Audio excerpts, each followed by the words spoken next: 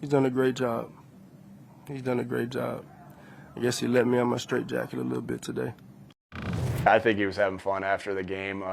We've been winning a couple different ways this year, but I know this, and he said this plenty of times, he don't care how we win, as long as we win, and we do everything we can do to be able to win. So, Kmart, you covered that game. You were sitting in the room when he said that. Was there any reason to think Jalen Hurts was just having fun? I think his message is clear, but the question is, who was his message directed to? I think a lot of people are making it like, oh, he's taking a shot at the head coach. See, there's drama. It could literally just be all the reporters, all the critics, all the analysts who say, I'm not a good quarterback. Yeah, I have the skills. We just don't need to pass the football when you have one of the greatest quarterbacks. I will say, when you look at Jalen Hurts, no one ever brings up that the man has had 4 different OCs since he was drafted. Like, we never talk about that part of this offense consistently changing. And 2 years ago, he was in the Super Bowl, and he did help get them there. Yes, it's a different formula now, but I think Jalen Hurts knows who he is. He's just wondering, why are people's opinions of me changing? Because I'm still the same guy.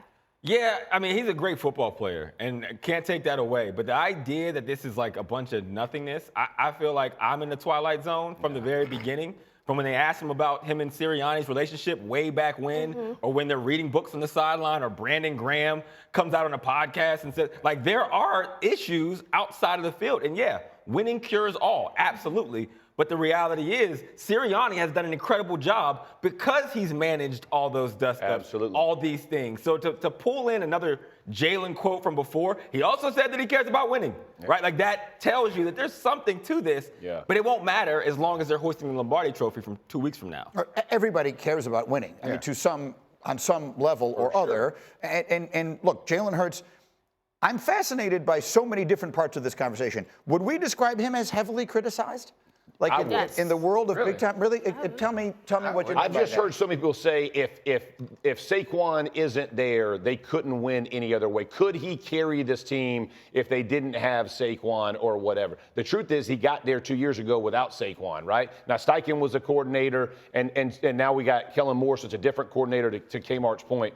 But I have heard a lot of people question, do they think he's equipped or capable of carrying a team? So that has been what I would consider criticism, right? Because it's like you're diminishing the role he's playing for this team to win. And by the way, it's not easy to control all the egos in an NFL locker room. And that you do tush push and you don't give it to Saquon, he doesn't get mad. A.J. Brown will block for him and be a participant that way, even though he's not getting the catches he wants. That Jalen can't throw it as many times as he wants. Everybody wants to be the guy. But the greatest locker rooms I've ever been in are always tense. They're tense between coaches, they're tense between players, because everybody knows they're good enough to be the guy, but they can't be. But are you a teammate, and will you go win and put winning above all else? That's what the Eagles have been able to do. Yeah, I mean, I think it's part of the fun of sports is trying to like parse out what the reason why things are happening. And I think if we're being honest about how this season started for them and how last season ended for them, we have to be honest about Jalen was struggling. He was turning the ball over. And the team got a lot better when they decided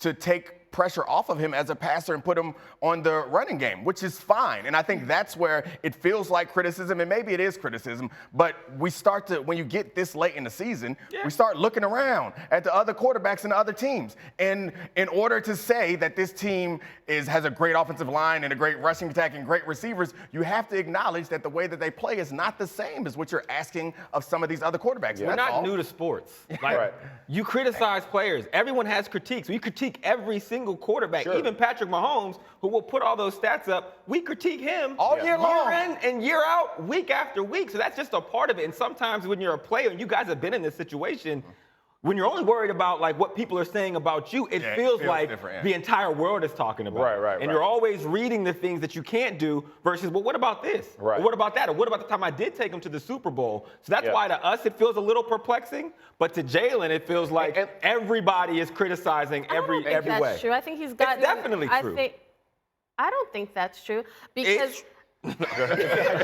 Kimberly, because part of the joke is like you'll say, okay, now I'm going to turn to our resident Jalen Hurts like defender here. You have always Like, been a believer in him going back to the beginning. Absolutely. Yeah. So I think, and because I've always been in these debates, whether it's here, whether it's First Take, we talk about him. So for me, it does feel like he does get overly criticized without the same context that we give to other people. I'm not saying that he is the same talent as Patrick Mahomes or Josh Allen or Lamar or whatever, but I do think the criticisms of him are sometimes unfair. Well, but here's what I will say. I mean, criticism is a relative term. I've been doing this for 30 years. Yeah. Right. There are 3 quarterbacks that just jump right to my mind: Josh Allen, Lamar Jackson, and Dak Prescott, who are criticized infinitely more, scrutinized infinitely more than he is. The numbers are what the numbers are. The first 4 games of this season, Jalen Hurts turned the ball over 7 times. Right. Then they had their bye. Agreed. They said, we're not going to do this anymore. We're going to give the ball to Saquon. Since that time, he has turned the ball over 3 times, 0 in the playoffs, and they're in the Super Bowl.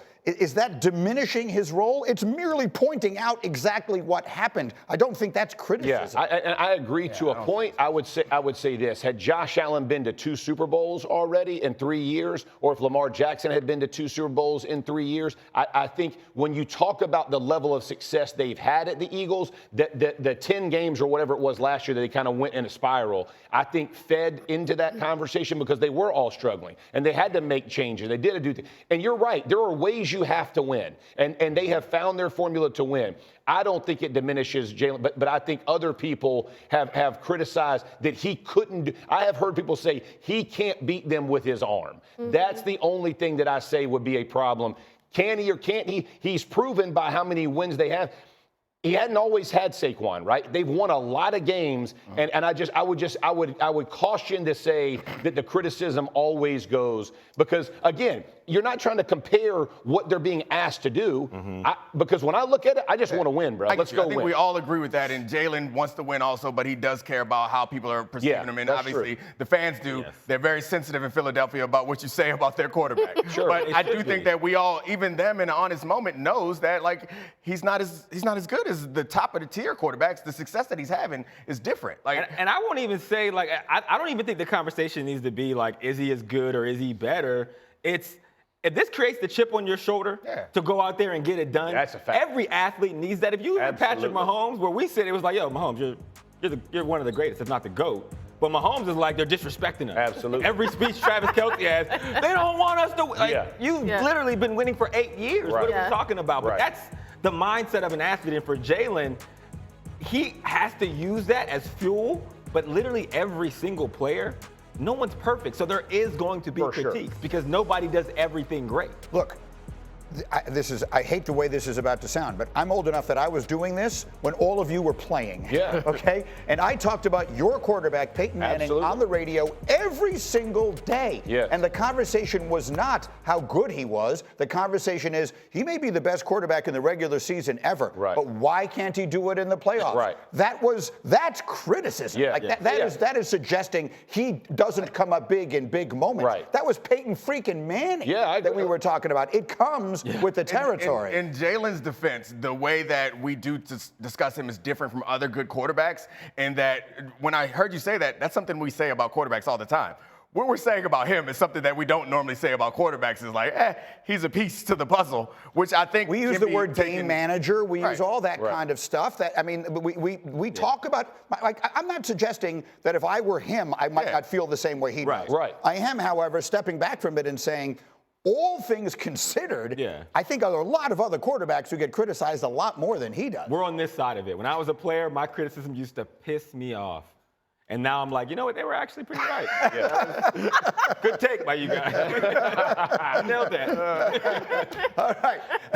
We are back. Our next game is Fact or Fiction. Hey, Jeffrey, if I said Russell Wilson should reunite with his old coach Pete Carroll on the Raiders, is that fact or fiction? Well, if they can't bring Brady out of retirement, I'm going fact here. You know what I mean? Let's get fact. Let's bring him back. He knows the culture Pete Carroll wants to run. They don't have a QB that's salvageable for this season. You bring Russ in, you know you're going to get a short term as they build their roster and they build this football team. Again, he and Pete's relationship go back years and years. I think it'd be a great fit for him. Can I throw a different idea at you? One that would be a lot more expensive, obviously. Someone brought this up in the meeting this morning. I forget who it was. The idea of the Raiders being the team that goes out there and signs Sam Darnold. I like that. You get a young quarterback. You have Tom freaking Brady in the building every single day to guide and mold. That feels like, if we're looking for places that someone might make sense. I think the challenging thing about that, and I was the one that brought it up in the meeting, so it's weird for me to also undercut it, but the challenging thing about that is Sam Darnold under pressure is a bad look. Right. And that team doesn't have the protection necessarily. I think you get the best version of every quarterback, honestly, when they're protected. For sure. But some quarterbacks who have like athleticism or who have the ability to make quick decisions, I think would be better in that situation. I don't think Sam Darnold is perfect for that. And I'm going to say this is not a slight. This is a description. Two of the best receivers in a game, very good offensive line, one of the best play callers, and great quarterback coach, all already aligned. Without that, is he going to be the same guy, right? Like, you go throw that thing up to Justin Jefferson, go make a lot of plays. Addison gonna make a lot of plays. Very good tight end. There's a lot of pieces that were in place in Minnesota. If you don't have those same things, we just saw Russell Wilson fight through a Steelers offense that had that has a 2 being a 1 and 2 running backs, combined that can be okay.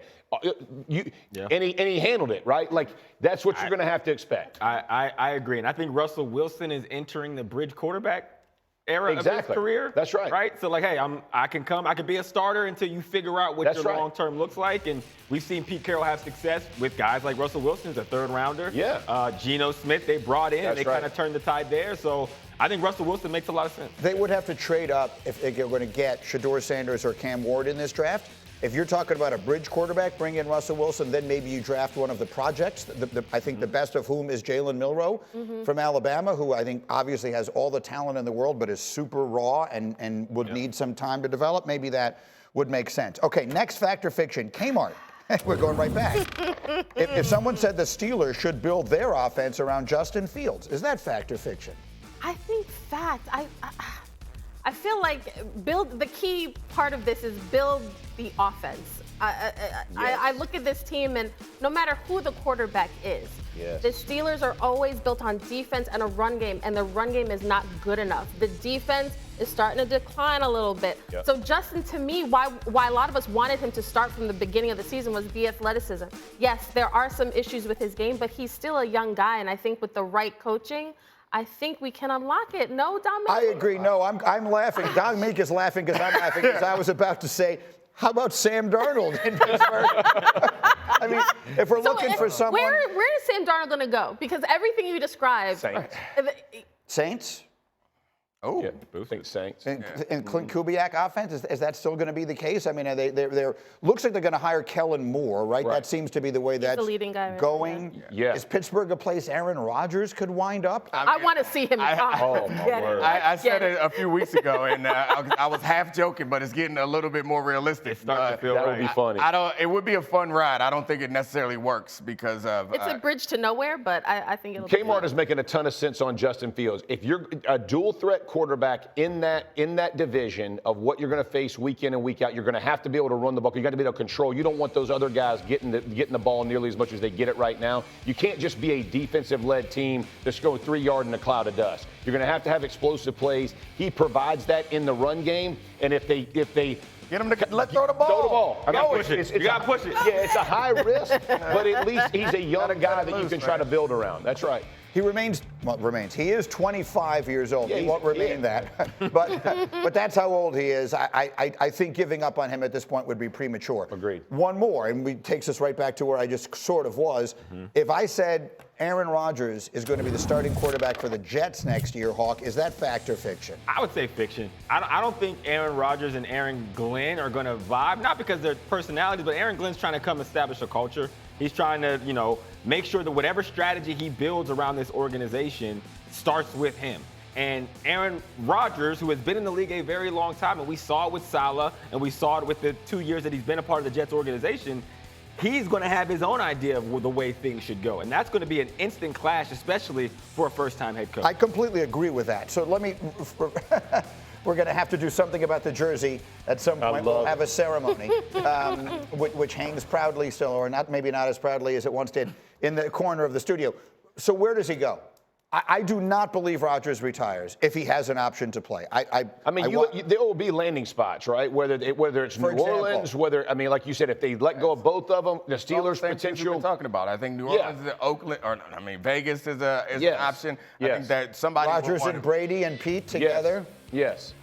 After the draft, and no one has these quarterbacks get a lot more attractive after the draft. Agreed. If you weren't able to get the guy that you wanted, once free agency starts winding down and people are looking around like, hey. And the Pete Carroll, just saying this out loud, Pete Carroll has run a bunch of teams, man. College, pro. Like this guy, he can work around attitudes, he can work around egos because his culture is going to permeate. He's done it everywhere. Doesn't matter who the quarterbacks are, he's been successful. I want to just, in reference to what you just said, Domonique, and I know you know this, free agency comes before the draft. Right.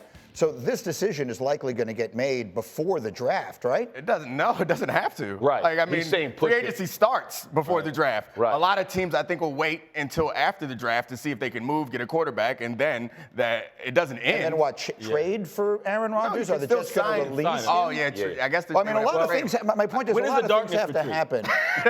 We need to plan it around. We need to get that on the NFL calendar. And listen, so we know it exactly. started in week 13. Yeah, Week 13. I do not think he's going to retire.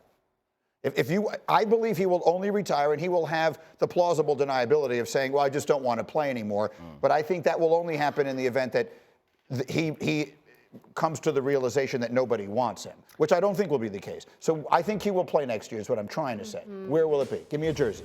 To me, I think a dome team. I think he's gonna want to me That's New Orleans. Right. That's what I was thinking. Could that make sense? Like Raiders. Because he's older. Yeah. I know the Steelers don't make sense, but I feel like the Steelers always find a way to just kind of do the bare minimum when it comes to the quarterbacks and the offense.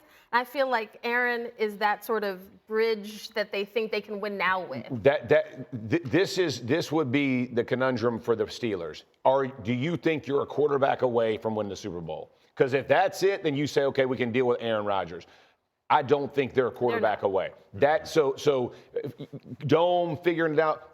Pittsburgh is further away than you think, unless they arm on this offense. Your old team plays in a dome. They sure do. They still got a project going. They have a project. Maybe they bring in a veteran who. They're going to do something. Let me just say it this way. They love a Band-Aid. It's W or people packing it up. So there ain't no other way. Very winnable division. Are you serious?